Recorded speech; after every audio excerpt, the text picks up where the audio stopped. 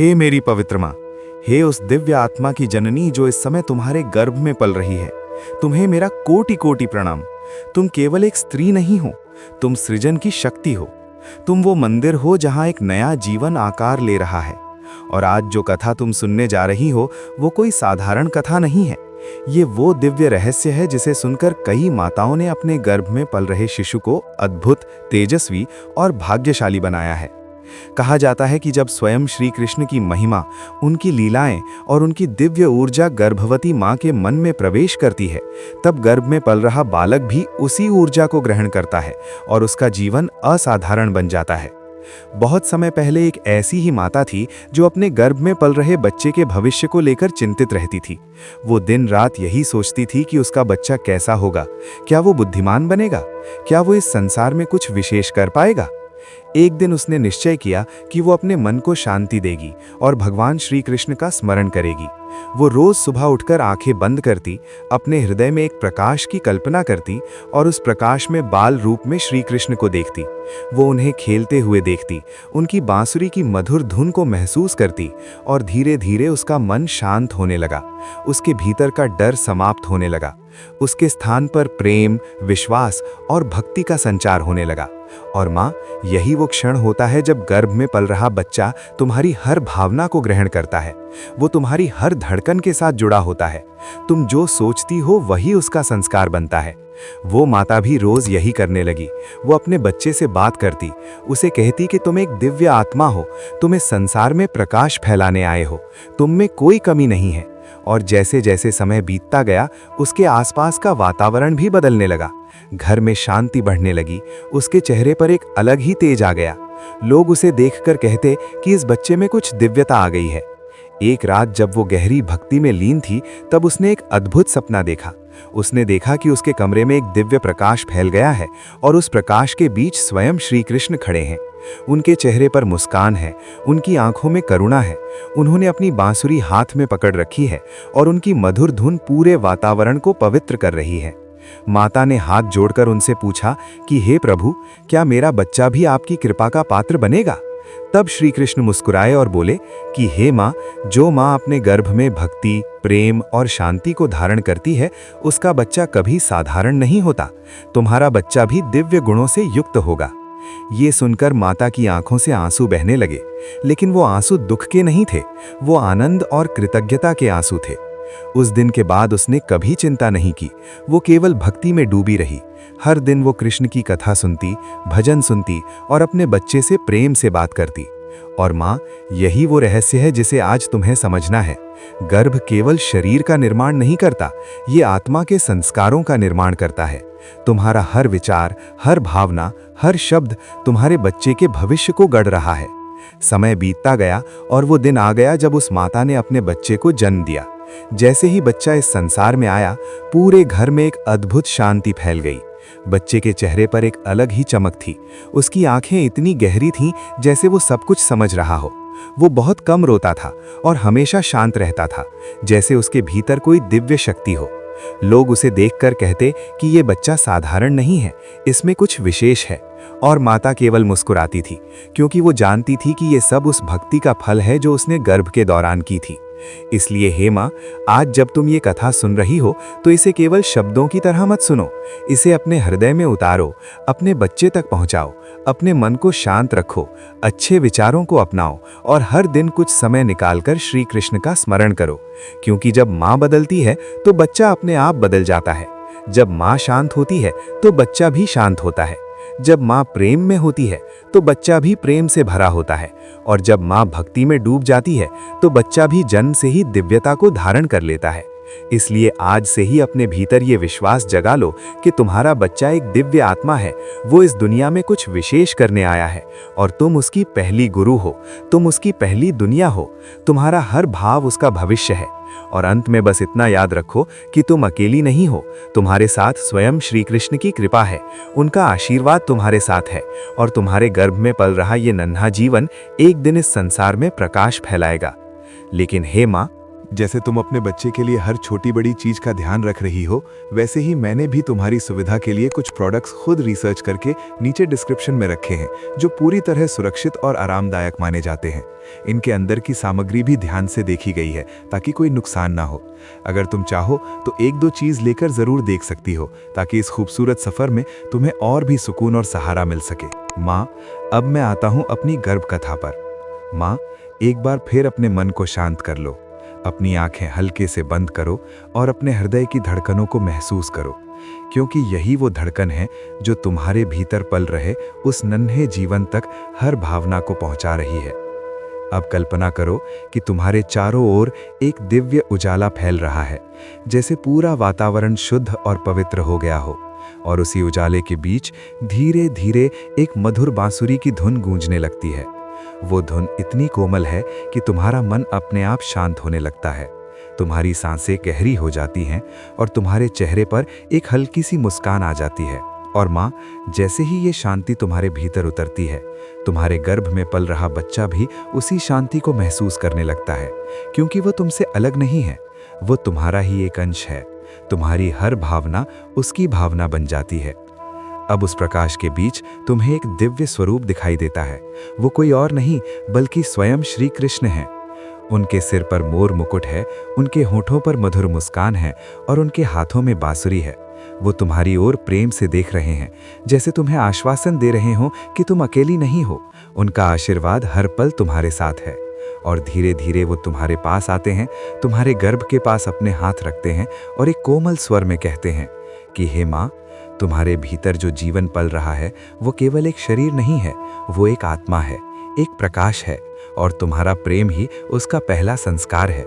इसलिए अपने मन में कभी भी डर या चिंता को स्थान मत दो, क्योंकि जो माँ निडर होती है उसका बच्चा भी निडर बनता है। जो माँ शांत होती है उसका बच्चा भी शांत स्वभाव का होता है, और जो माँ प्रेम से भरी होती है उसका बच्चा भी प्रेम फैलाने वाला बनता है। अब धीरे धीरे उस बांसुरी की धुन और भी गहरी होने लगती है, जैसे हर सुर तुम्हारे हृदय को छू रहा हो। और माँ, यही वो क्षण है जब तुम्हें अपने बच्चे से बात करनी चाहिए। उसे कहना चाहिए कि तुम सुरक्षित हो, तुम प्रेम में हो, तुम इस दुनिया में एक खास उद्देश्य लेकर आ रहे हो। और जैसे जैसे तुम ये कहती हो, तुम्हारे भीतर एक अजीब सी शक्ति जागने लगती है। तुम्हें महसूस होता है कि तुम्हारा बच्चा भी उस ऊर्जा को स्वीकार कर रहा है, वो भी उस प्रेम को अपने भीतर संजो रहा है। और समय के साथ यही भाव उसके स्वभाव में बदल जाते हैं, यही उसके जीवन की दिशा तय करते हैं। इसलिए हर दिन इस पल को जीना, हर दिन इस शांति को महसूस करना, और हर दिन अपने बच्चे को यह एहसास दिलाना कि वो कितना खास है।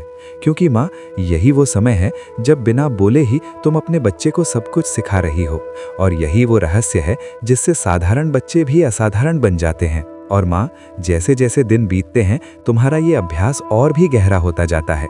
तुम्हारा मन अब पहले जैसा नहीं रहता। छोटी छोटी बातों में उलझने वाला मन अब शांत रहने लगता है।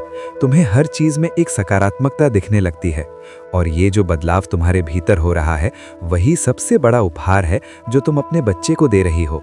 क्योंकि गर्भ में पल रहा वो नन्हा जीवन केवल शरीर नहीं बना रहा, वो तुम्हारी सोच, तुम्हारी भावनाओं और तुम्हारी ऊर्जा से अपना पूरा व्यक्तित्व गढ़ रहा है।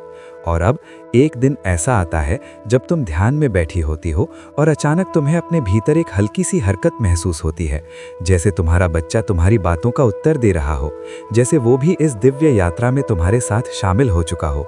और उसी क्षण तुम्हारे चेहरे पर एक मुस्कान आ जाती है, तुम्हारी आंखों में एक चमक आ जाती है, और तुम समझ जाती हो कि ये केवल एक शारीरिक अनुभव नहीं है, ये एक आत्मा और माँ के बीच का पहला संवाद है।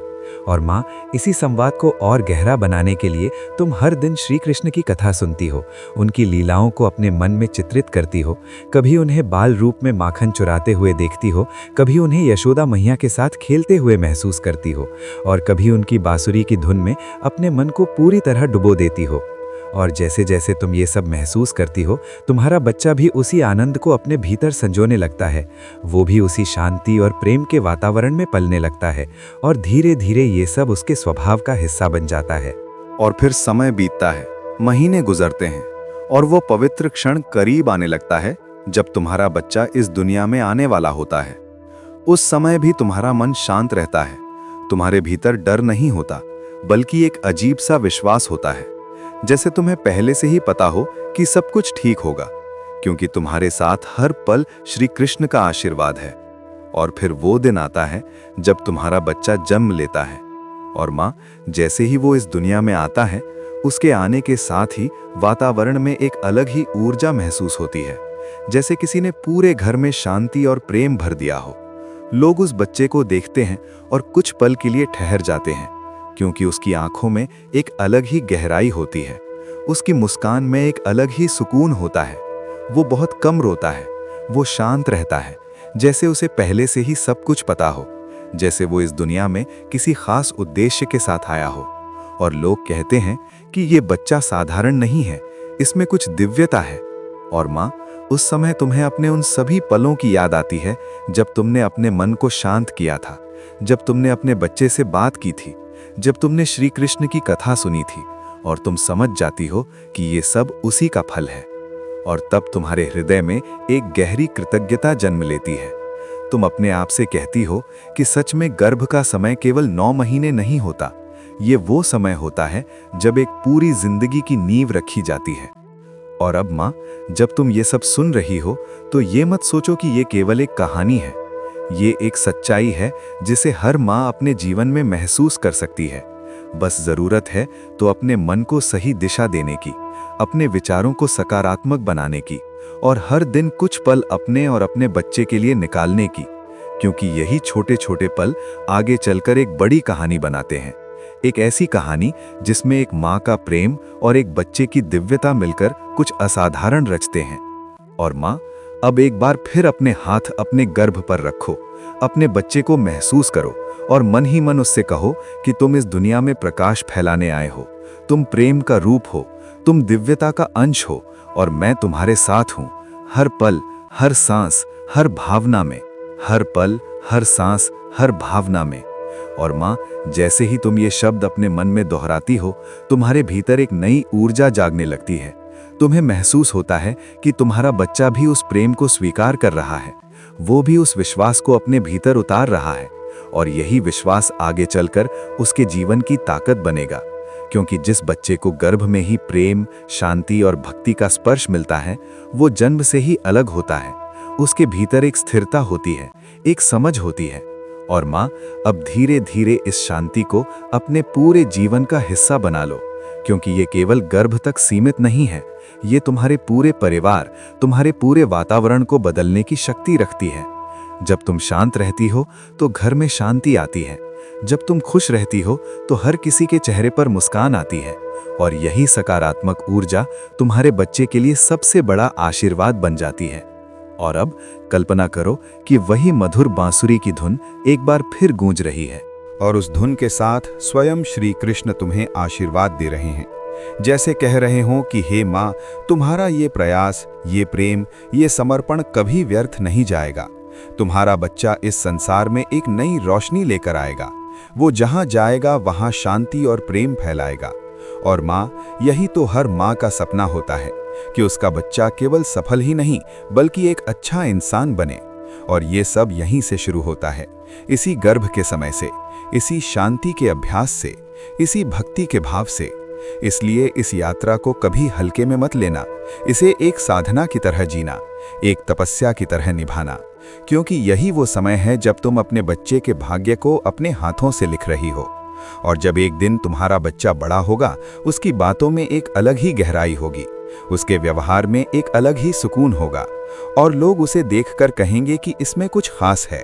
और उस समय तुम्हें याद आएगा कि ये सब उस समय से शुरू हुआ था जब तुमने अपने मन को बदला था, जब तुमने प्रेम को चुना था, जब तुमने श्री कृष्ण की कथा को अपने जीवन का हिस्सा बना लिया था। और अब माँ, इस कथा को यहीं समाप्त नहीं होने देना, इसे अपने हर दिन में जीवित रखना। हर दिन कुछ पल अपने बच्चे के साथ बिताना, उससे बात करना, उसे अच्छे विचार देना, क्योंकि यही छोटे छोटे पल मिलकर एक महान जीवन की नींव बनाते हैं। और अंत में बस इतना कहना चाहूँगा कि अगर ये कथा आपके दिल को छू गई हो, अगर आपको इसमें सच्चाई और प्रेम महसूस हुआ हो, तो हमारे चैनल माइंड ग्लो ज्ञान को ज़रूर सब्सक्राइब करें और कमेंट में जय श्री कृष्ण लिखकर अपनी भावना ज़रूर साझा करें। आपका एक छोटा सा सहयोग हमें और ऐसी ही दिव्य और प्रेरणादायक कथाएं आपके लिए लाने की प्रेरणा देता है। तो प्रेम से बोलो जय श्री कृष्ण, राधे राधे।